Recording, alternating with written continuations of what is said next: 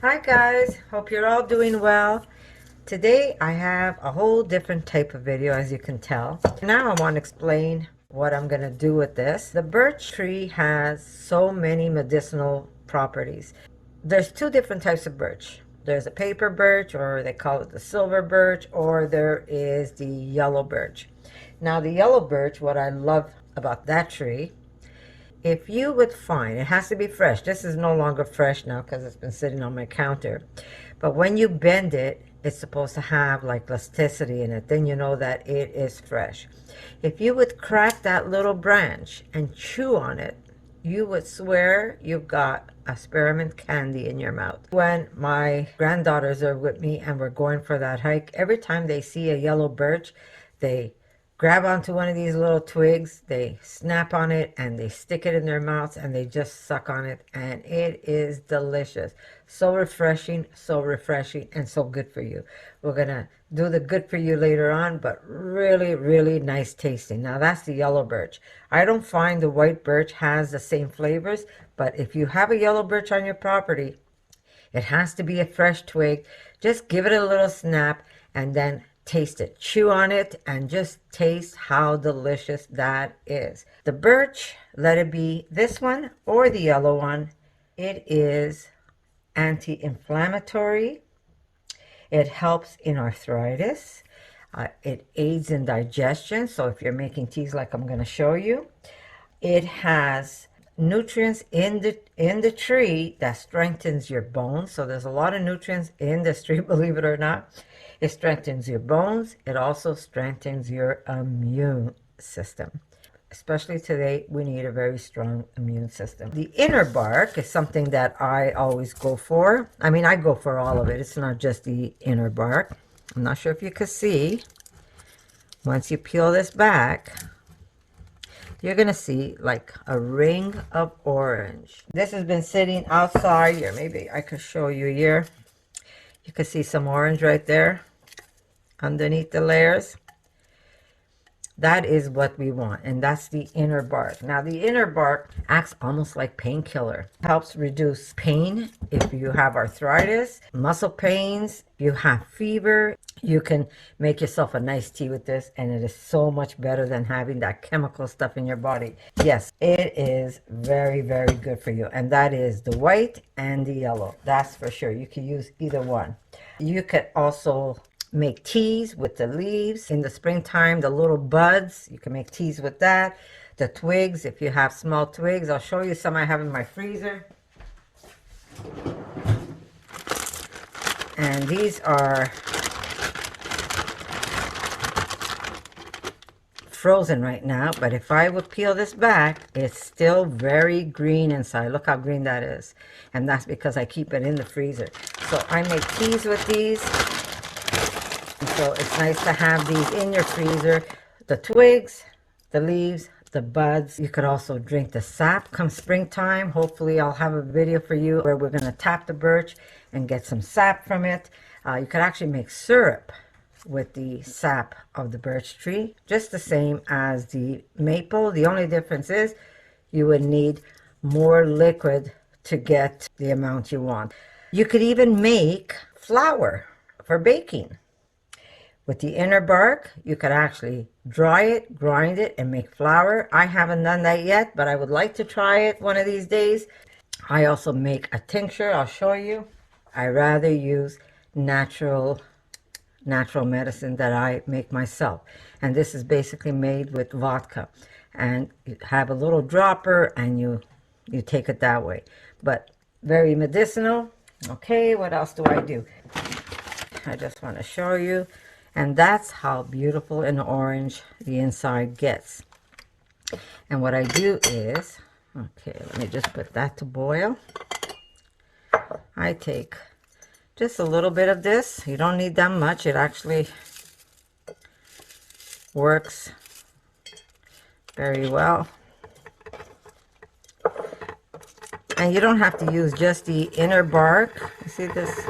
This is a young branch, so the inner bark is very thin. There we go. You don't need that much. And not only does this help with pain, but it's very enjoyable as a tea.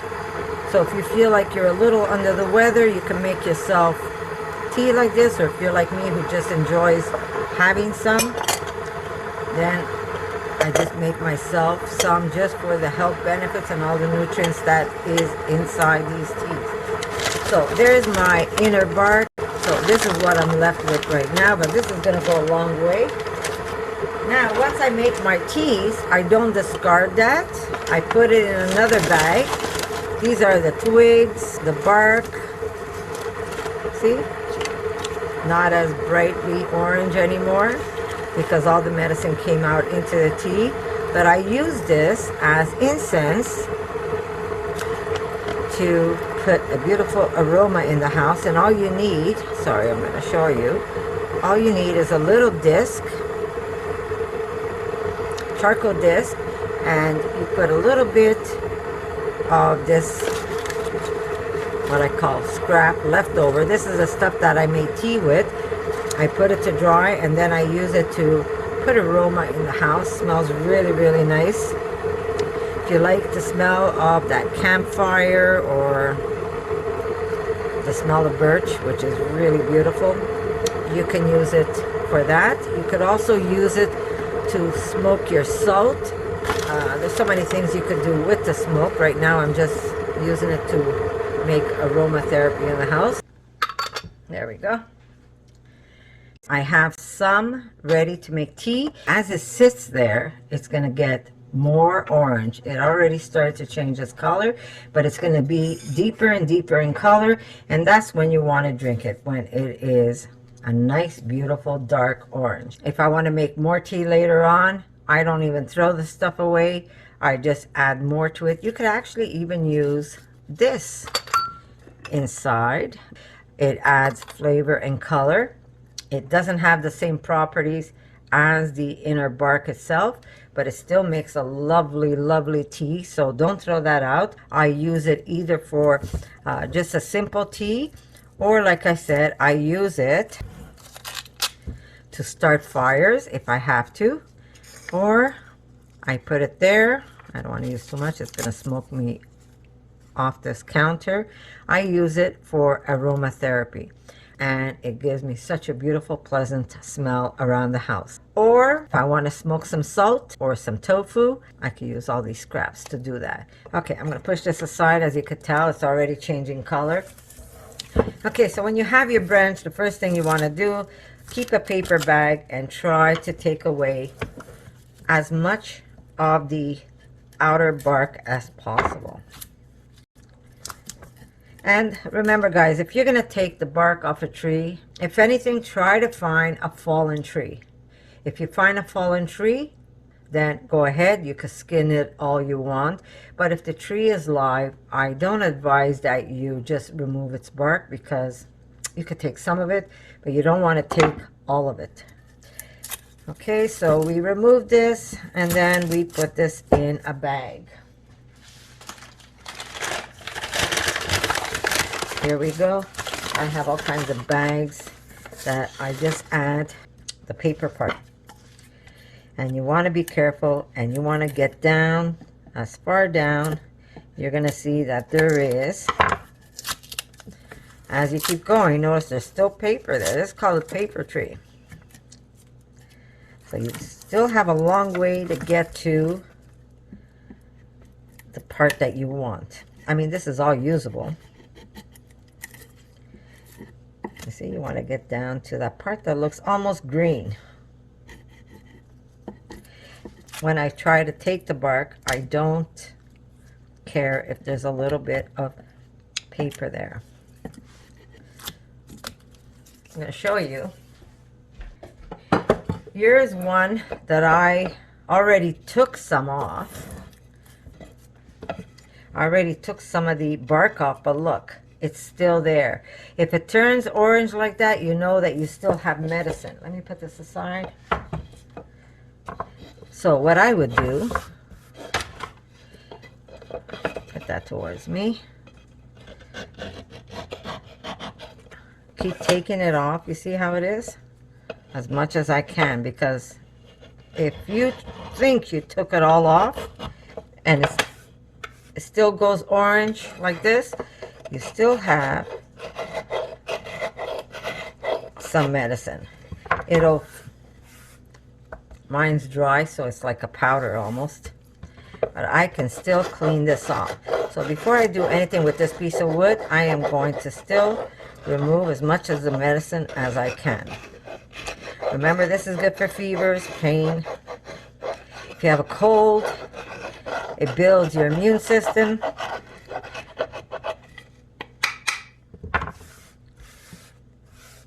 And this medicine is going to go into my medicine bag, which I put away.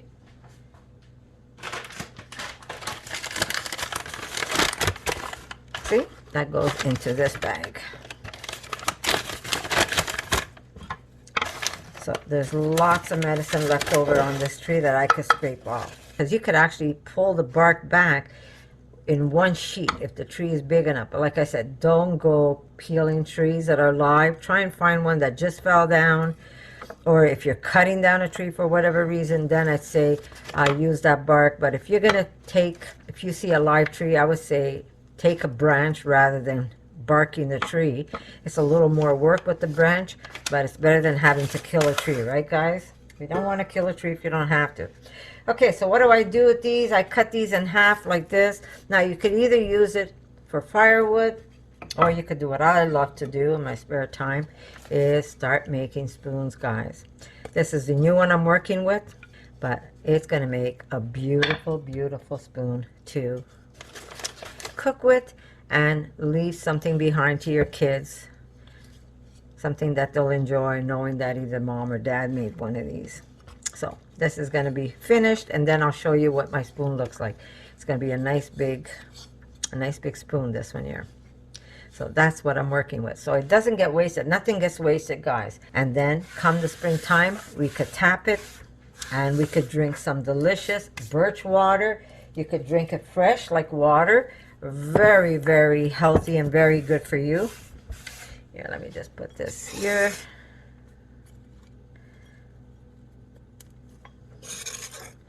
And if you don't have a fireplace, you have your own little mini burner that makes your house smell like you have a beautiful fireplace. This is still frozen.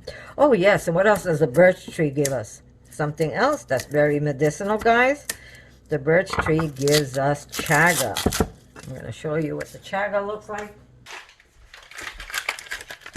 This is where I keep my chaga. Here it is. Look at this, beautiful. I've got a couple of pieces in this bag, and I have more in another one. Look at this beautiful chaga. Now this one here, I still have it because we got so much of it. When Erica and I went for our hiking trip, we were off for a few days in the forest. We came across a couple of pieces of chaga that we were able to take with us. It was so heavy. When you're picking this up live, this is full of water. It is so heavy. We had to like leave chaga behind because we couldn't even carry it if we wanted to. So we didn't even detach it from the tree. We just let it be. We took what we could, and there was so much of it. Oh my God. And I can't even tell you how expensive this is. And if you have a birch tree, I'm sure you've seen on the side of your birch tree, you've got this big black knob sticking out. Well, that is chaga. This is very expensive to buy. This is also good to use as a fire starter. For the medicinal part, it is even better. This part here is more like a tea, but the darker part comes out like coffee. It's like drinking coffee. Here it is, look. That's the color of the chaga. Really, really good. So you boil it, or you steep it, or you simmer it, and you get delicious chaga coffee or chaga tea. Depends how long you want to steep it. And look at this. Look at the color of this. How beautiful that is. And it's just been sitting there for, what, a few minutes. But yeah, very medicinal. The birch tree is, look at this. Very, very medicinal. It gives you a lot. Okay, let me just take this chaga that came out of the bag and put it in my coffee grinder.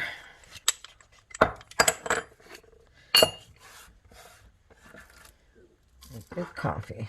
Healthy coffee. This is a very healthy coffee. I do have coffee beans in here.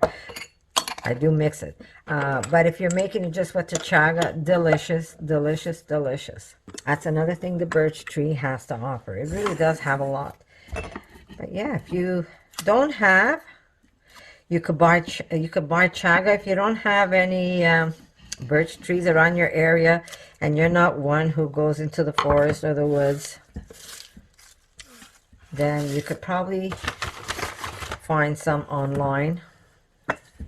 Okay, anyhow, let's pretend we got down as far as we did. Then I take my knife. See? I'm trying to do this without... There you go. I take my knife and I just take off the bark.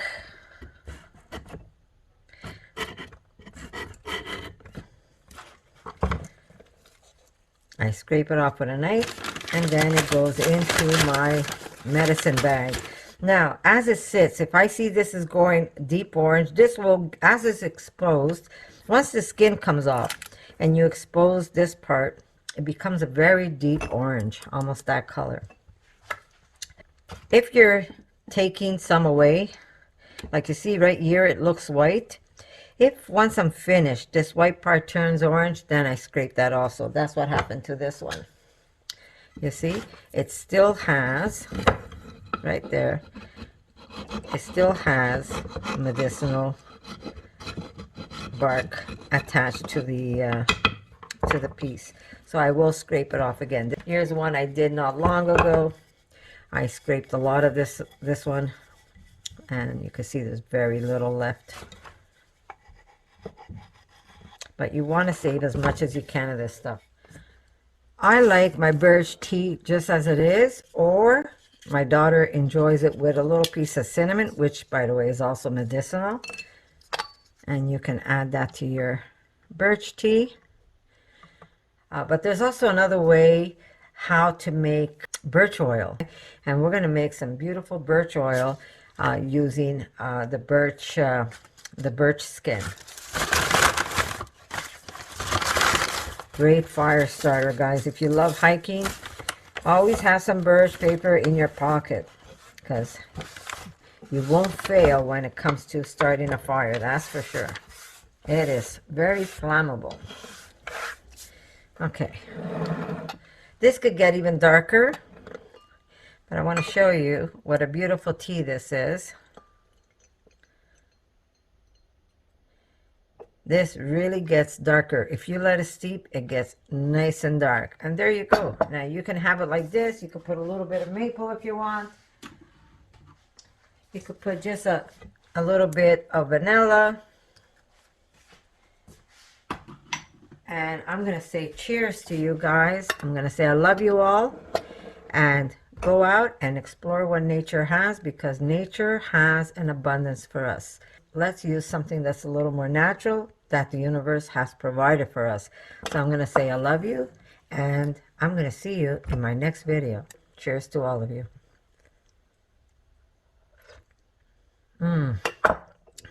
Really good. There you go.